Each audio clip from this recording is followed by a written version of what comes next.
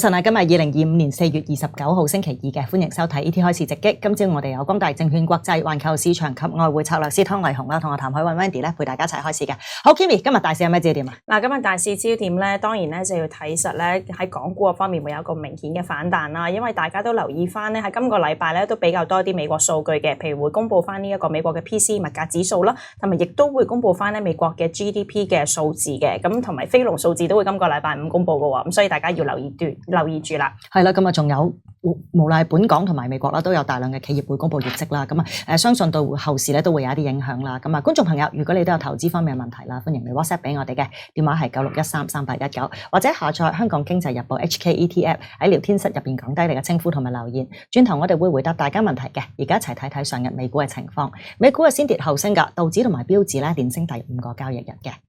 觀望美國同埋其他國家嘅貿易談判進展啦，同埋即將出爐嘅美國企業業績啦。美股星期一係反覆回穩㗎，咁啊道指一度升300點之後咧出現倒跌超過200點，收市回升超過100點嘅，咁啊收市升咗114點，收報40227點嘅，升幅係0.3%。標指咧收市係微升3點嘅，收報5528點。納指最多係跌過250幾點㗎，收市咧跌幅收窄去到16點，收報17366點嘅，跌幅係0.1%。納指金龍中國指數上升0.7%，歐洲股市就係普遍向上嘅。睇睇焦點股份啦，今個星期將會公布業績嘅微軟同埋 Amazon 咧，股價係偏軟嘅。蘋果嘅股價咧就係上升0.4%，Tesla 一度急跌咧係4%嘅，收市咧就係倒升0.3%嘅。Nvidia 咧收市咧係要跌2%啦。有報道講到啦，華為正喺度測試最新嘅人工智能晶片啦，以取代 Nvidia 嘅產品㗎。一齊睇埋2月證券形式喺美國買賣嘅科網股 ADR 啦，百度同埋美團比本港上日收市咧就係高嘅，咁啊百度折合咧就係87.62，美團折合咧129.3嘅。匯控咧將會喺今日公布業績啦，咁啊上日 ADR 咧比本港收市咧就係高出1.9%嘅，折合87.4啦，比亞迪同埋建行咧都比本港上日收市高嘅。好，睇埋亞太區外圍嗰個情況啦，日經咧我哋睇睇首爾綜合指數先，咁啊最新係微跌嘅，最新就係報緊2548點啦。悉尼普通股指數同埋新西蘭50成分股指數最新係個別發展嘅。同大家跟進埋新加坡交易嘅港股黑期啦，而家最新係升緊54點㗎，咁啊港股繼續喺22,000點嗰個水平啦。咁啊轉頭對完盤會繼續同大家跟進住啦，同阿 Kimi 傾傾外圍嘅市況先啦。見到標指同埋道指連升5個交易日啦，接近補翻晒4月初因為美國大幅加徵全球多國關稅出現嗰個下跌裂口啦。咁但係距離今年2月高位咧，仍然有一定嘅距離，咁啊要升翻大約1成左右咧，先去翻到個前高位啦。嗱，見到近日其實個市場氣氛就好翻唔少嘅，而家就觀望住頭先講到啦，就係 Kimi 講到多個經濟數據啦，同埋嗰啲大型科網企業。第一就係睇下佢哋業績條數，第二就係睇下佢哋點樣評價咧，嚟緊個貿易戰咧對佢哋經營帶嚟嘅影響。另一個影響因素咧就係嗰個美金咧就係持續疲弱啦。琴晚一度咧係跌穿過99水平嘅。你點判斷美股最壞嘅時刻咧過咗未咧？嗱現階段如果美股真係要睇佢有一個比較明顯嘅反彈咧，即係最壞嘅時刻真係過咗去咧，要睇佢可唔可以重上翻250天線先。因為咧其實咧大家見到短期嘅一啲嘅技術分析嘅話咧，見到20天線譬如納指咧。綜合指數16,300呢啲位置咧，其實已經企翻穩㗎啦。咁下一條咧，大家會比較咧關鍵點係睇住條250天線，因為咧喺個技術分析嗰度咧，我哋會講250天線咧，都算係一個咧中長期嗰方面嘅升勢嘅。咁所以咧，如果真係大家係想進行一個撈底嘅話咧，就一定要留意翻咧呢一個位置可唔可以升得上嘅。咁所以呢一個阻力位其實我預計今個禮拜就會見到㗎啦。咁但係呢個禮拜都比較頗多嘅消息咧就會出現啦。咁當然第一樣嘢咧就要留意翻咧就係個關稅嘅情況嘅，因為今朝咧都見到咧就有消息新聞咧就話咧美國總統特朗普有機會放寬咧對於一啲汽車零售部件嗰方面嘅關稅嘅，咁啊可能咧始終都同咗一啲商家傾過之後咧呢一個方面嘅關稅有機會咧就係獲得呢一個減免或者豁免咧，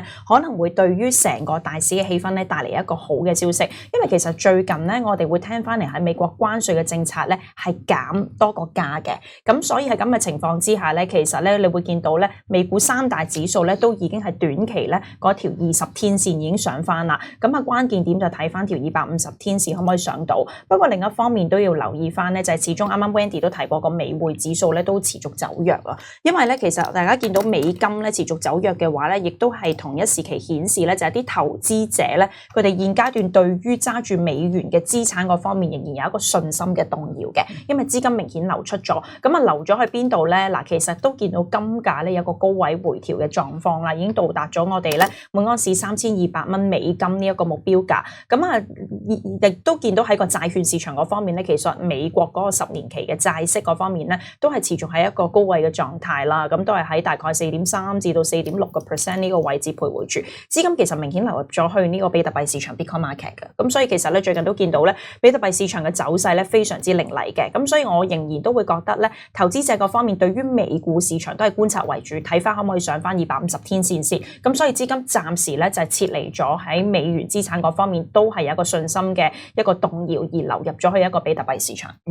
你就覺得暫時即係睇住條250天線咁啊？如果要追入美股就暫時未係時候啦。咁啊而家見到港股同埋美股咧就係都係一個即係炒股唔炒市嘅情況。咁我哋睇下嗱，最近就唔少企業公布業績，同埋即將都會唔少企業公布業績啦。咁啊睇下喺呢個氛圍之下，即係阿 Kimi建議大家點樣揀股啦。嗱，之前公布業績嗰啲企業咧，其實都做得唔錯嘅。嗱，舉例銀行股 OK 啦。咁啊，唐牛琴日推介個 Netflix 啦，同埋 Google 咧，其實咧都係超過市場預期。咁聽日咧就會有 Meta 同埋微軟公布業績。嗱，咁啊睇翻轉頭咧，就係話公布咗業績嘅 Google 咧，其實就好過市場預期。嗱，不過公司同時講到咧，其實而家咧嗰個取消咗低價商品嗰個免稅政策咧，可能會削減咧嚟自 Shein 同埋 Temu 等咧嗰個中國電商嘅廣告支出，咁啊進而影響到 Google 自己嗰個營收啦。而值得留意嘅係咧，其實 Meta 都非常依賴呢個廣告收入啦。咁啊，又睇下佢哋點樣評價嚟緊嗰個貿易戰啦，對佢哋嘅影響。嗱，股價咧其實已經係跟隨大市咧升咗5日㗎啦，由低位大概係480蚊左右咧，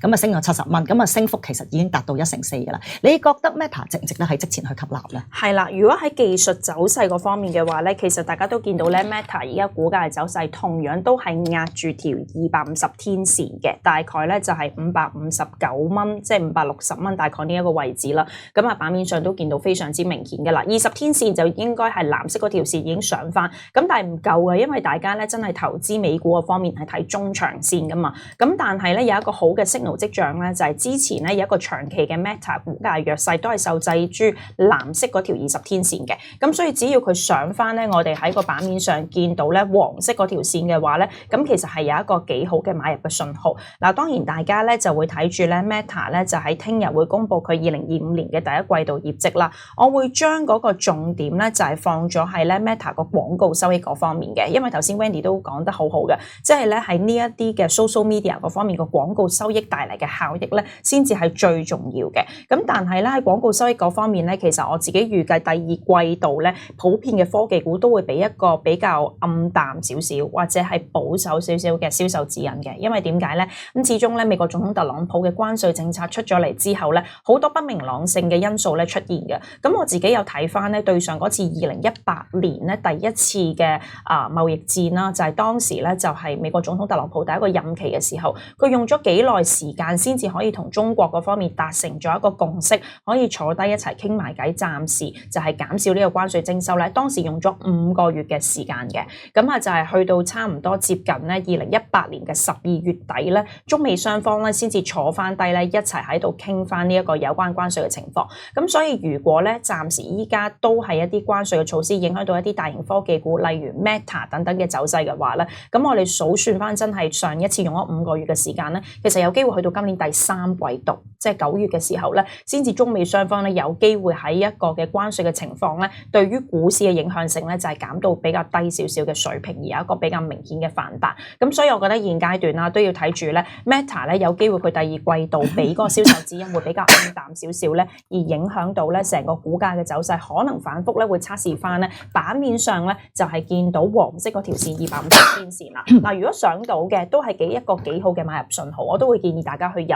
但係留意翻咧，美股暫時係真係炒股而不炒市啊，即係有啲似之前港股嗰種感覺。咁因為咧現階段你真係要揀一啲好股咧先至去買嘅。咁如果比較 sensitive， 即係有啲敏感少少同關稅政策咧相關嘅一啲嘅股份咧，就暫時真係唔好揀住啦。你唔知道會唔會美國總統特朗普突然間又會講話啊，我突然間又收呢個關稅，又或者咧又要加大個關稅嘅政策。咁暫時 Meta 咧係未算係腹背受敵嘅，因為大家都見到，即係如果喺貨品嘅徵收嗰方面嘅話，又未輪到佢啦，真係可能會輪到嘅一啲嘅板塊，可能係京東啊、JD 啊等等嘅影響性會比較大少少啦，或者係其他嘅一啲嘅板塊，譬如 Nike 啊呢一類，因為佢哋嘅廠啊製造嘅方面都係喺越南啊、柬埔寨或者中國嘅地方，咁所以 Meta 咧我都唔會建議博業績啦，咁但係咧留意翻追貨嘅，真係要睇翻佢上翻黃色嗰條250天線先至好確定一個升勢。好啊，嗱咁啊，其他已經公布業績或者未公布嘅企業咧，有冇邊隻你覺得可以喺現水平度考慮，甚至係買入咧？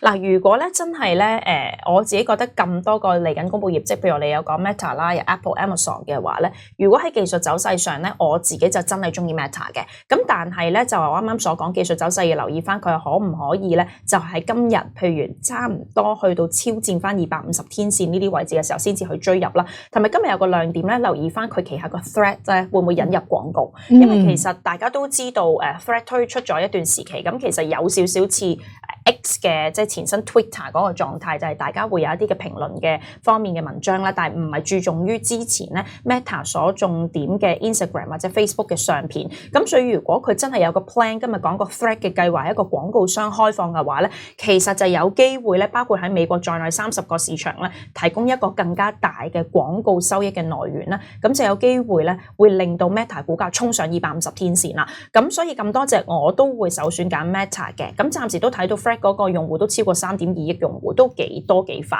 同埋佢每一日新增個註冊用戶都超過100萬名，咁所以其實係點樣將佢呢一樣嘢咧轉換成為呢一個嘅廣告嘅方面嘅收益啦。咁當然 Meta 其實佢自己旗下都有一個嘅可以穿戴設備叫 Relative Lab 咧，就係做一啲相關嘅一啲眼鏡嘅措施，睇下可唔可以挑戰翻佢之前同 Ray-Ban 合作嗰副眼鏡，其實嗰個嘅反應都幾好。咁但係調翻轉我就唔敢掂 Apple 住蘋果，因為始終關稅情況啦。咁大家都知道佢好多手機組裝各方面嘅嘢都係涉及於依家美國將會徵收關稅嘅一啲嘅國家嘅，咁所以我就覺得 Apple 靜待先啦，靜觀其變。Amazon 都有啲影響㗎，因為點解咧？大家都知道咧，依家美國徵收咗呢個關稅 ，Shein 超媒咧，佢哋都已經發咗個公告，就話旗下嘅產品要加價嘅。咁所以其實對於零售商嗰方面嘅話咧，美國本土人個消費信心同埋個消費嘅意欲性咧，都會減慢咗。